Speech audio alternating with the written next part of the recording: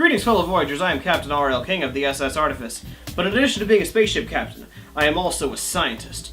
So let's talk a little science today. This is the poetry of science. That's right, we're not just going to be talking about movies and TV and music and games and books and theme parks and what they refer to on the planet Grebdo as We'll also be talking about science!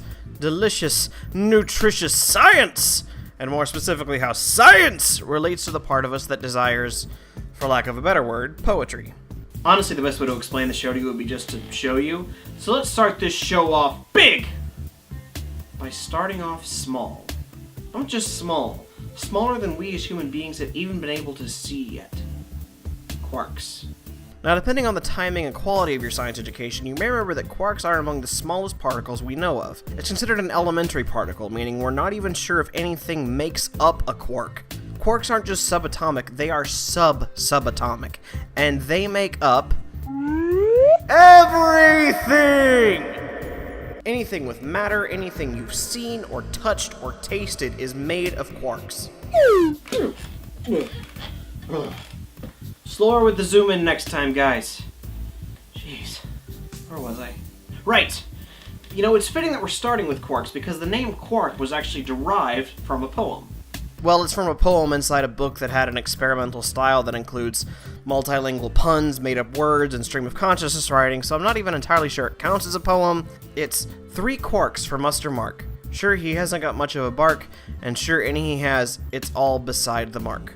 The name was picked because at the time we thought there were only 3 quarks, but as time has gone on, we've discovered there's actually 6 different types of quarks, but the name's been around for decades, so we've stuck with it. Focus, Captain Diatribe!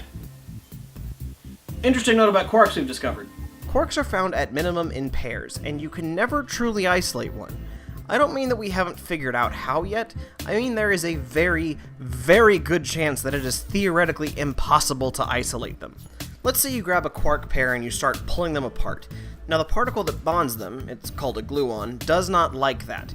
So it starts to get excited, creating more and more energy to hold them together. If you somehow manage to pull them apart, you've actually created so much energy that 2 new quarks pop into existence and pair off with the old ones.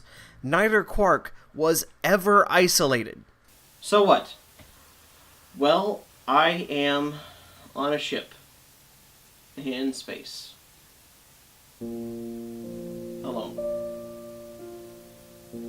I mean, I've got my robots, but they're not real people, so it's not the same. But even when I was on Earth, I could have been surrounded by large groups of people and I still would have felt alone. And I know I'm not the only one out there who feels this way. So when I found this little nugget, I knew I wanted to share it with you, in the hopes that you can hold on to it like I have. Quarks make up everything and everyone. They make up your parents, your friends, your neighbors, your pets, you, me. They are, as far as we know, the most basic thing that makes up you. And they're never alone. Even when it looks like they're about to be, another partner appears from seemingly nowhere.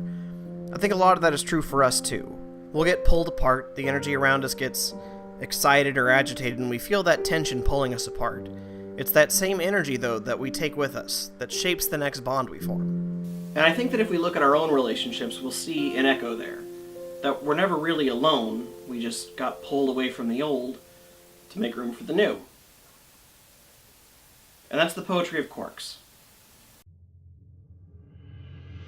Hey everyone, hope you enjoyed that poetic little thought experiment. Videos like these will typically be much shorter than my standard video essays, mostly to allow for more time to make the longer ones better. If you enjoyed this, be sure to hit that subscribe button so you know when the next video comes out. Also check out my previous video on how MST3K echoes a concept by Freud, and if you're watching in the future, click down here to see the latest video I've made. I'll see you on our next voyage.